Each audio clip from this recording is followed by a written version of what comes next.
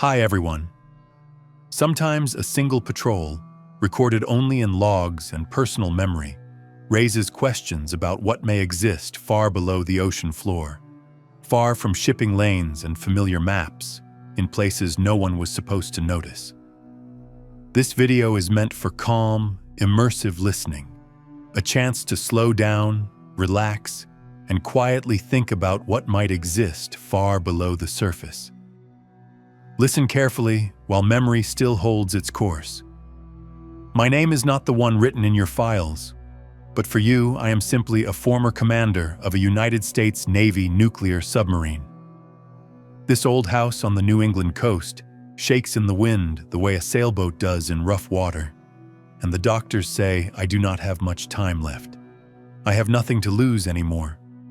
For 40 years, I carried one patrol in my head, a voyage I was never supposed to describe to my wife, my son, or even the men who served beside me. Now I keep thinking that silence no longer matters, and that someone might find it useful to know this. Somewhere beneath us, in the very heart of the Atlantic Ocean, there was something that looked disturbingly like a city. Not a reef, not a ridge, and not a sailor's tale. You are free to think of me as an old submariner whose nerves finally gave out. All I ask is that you listen to the end. I will not name exact dates, hull numbers, or squadron designations. Let those details remain where they always lived. But I remember the coordinates of that area down to the arc minute, because I personally entered them into the navigation log. Every time I see another documentary about unexplored depths of the ocean, my throat tightens. We once looked down there, and we did not stay long. It happened in the mid-1980s, during the most tense years of the Cold War. Our boat went out on what was supposed to be a routine deep patrol. We monitored foreign submarines, maintained readiness, and existed in places where, officially, we were not present at all. The patrol area was the central Atlantic, far from commercial shipping lanes and air traffic. It was a stretch of water where surface ships had no reason to be. Watches rotated as they always did, and the crew settled into the familiar rhythm of steel corridors and recycled air. For weeks, nothing unusual occurred. Sonar picked up the normal background noise of the ocean, the distant echoes of propellers passing miles away. We logged them and moved on. In the evenings, officers argued about politics or chess matches. Sailors wrote letters home and complained about equipment that never chose a convenient moment to act up. I was tired myself, and I remember thinking that this patrol would later be summarized in a single word: uneventful. That changed one night when the sonar chief called me to the control room. He was not easily rattled, but his face was pale and focused.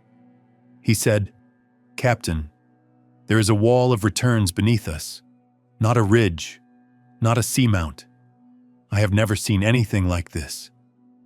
On the sonar display, a forest of vertical lines extended downward, as if someone had drawn a series of parallel strokes with deliberate spacing. According to our charts, the seafloor in that square was supposed to be a smooth basin. Nothing more. I ordered a cautious descent, keeping a safety margin well within hull limits. The submarine moved down, the metal creaking in familiar ways, sounds every submariner knows and never truly gets used to. With depth, the pattern became clearer. The returns formed orderly rows, evenly spaced, with nearly uniform height. It did not resemble mountains, ice formations, or random noise. "Whatever that is," the navigator said quietly, "it looks built." The control room fell silent. At the calculated depth, I authorized side-scan sonar and external cameras at low illumination. I have never trusted cameras the way I trust trained ears, but I wanted confirmation. The screens filled with dark shapes, straight walls, rectangular volumes, gaps between them. All of it arranged in rows that disappeared into darkness, like districts of an enormous city. What unsettled me most was how familiar it looked. Not alien towers or ancient ruins, but massive functional blocks, shapes resembling sections of modern high-rise buildings, only far larger. No ornamentation, no curves meant to please the eye, just verticals and horizontals, as if the entire place had been designed for machines rather than people. Some upper levels were damaged, sections collapsed straight down, suggesting the destruction had occurred long ago, and the ocean had long since finished its work. We moved slowly above the structure, like an aircraft flying low over a city at night. Speed was minimal. I constantly ordered depth corrections to avoid the uppermost levels. The lights revealed long channels between the blocks, streets of a kind, empty and dark. No plant life, no signs of activity, just voids descending into shadow.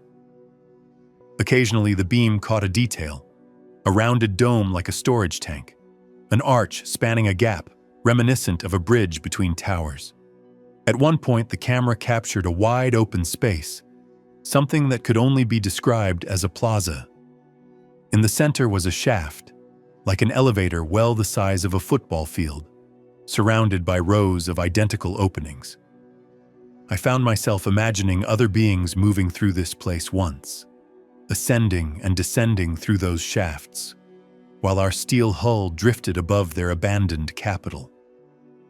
The feeling was worse than anything I had known during combat drills. While we watched, the equipment began to behave oddly.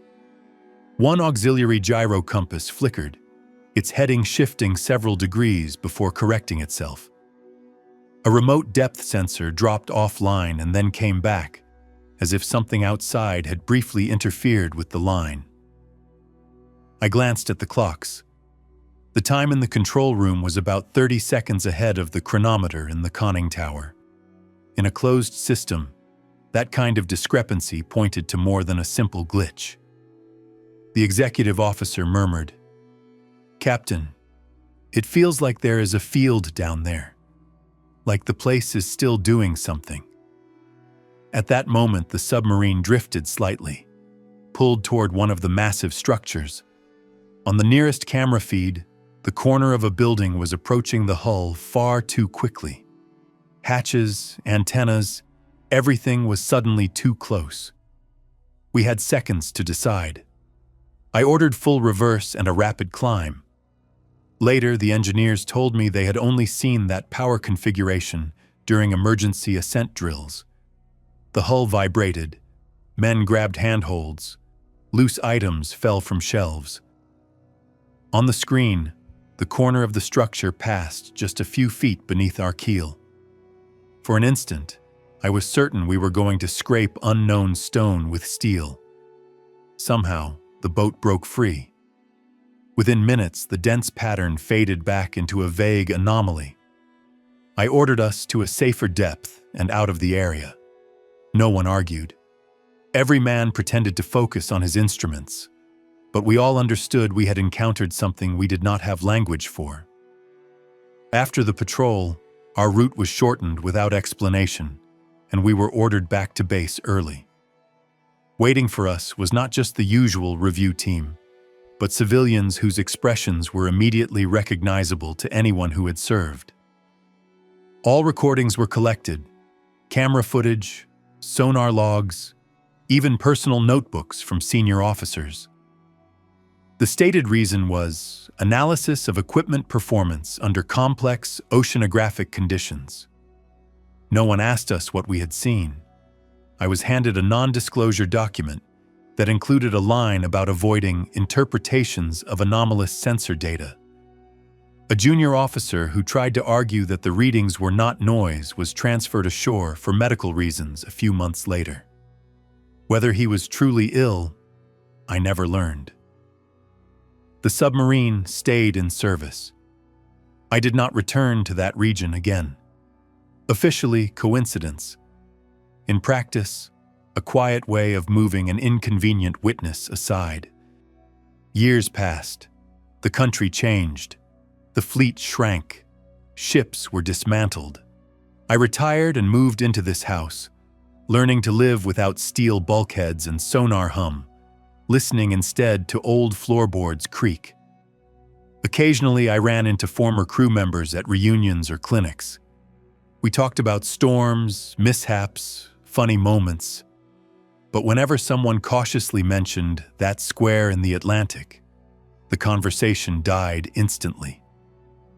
Eyes dropped. Cigarette breaks were suddenly needed. From time to time, I came across popular science articles discussing structural anomalies on the Atlantic seafloor. The language was careful. Unusual reflective surfaces. Need for further study. No coordinates. No ship names. I read those pieces and understood that someone was managing the narrative, and that we, the witnesses, were temporary noise destined to fade. As I aged, technical explanations grew harder to maintain. A single sensor failure can be dismissed. Human perception can be questioned. But when multiple officers saw the same thing, logged it independently, and then watched the evidence disappear, dismissal no longer felt honest.